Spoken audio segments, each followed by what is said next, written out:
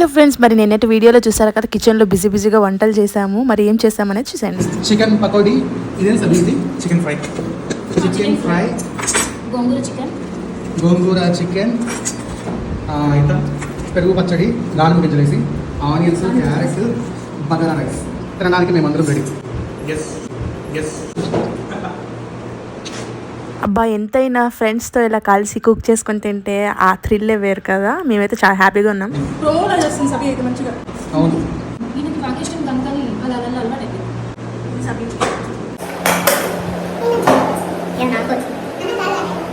చాలు.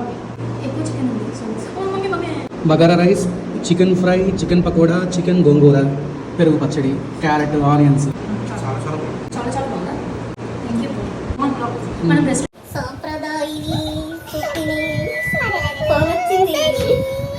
మళ్ళీ నెక్స్ట్ వీడియోలో కలుసుకుందాం. Bye friends.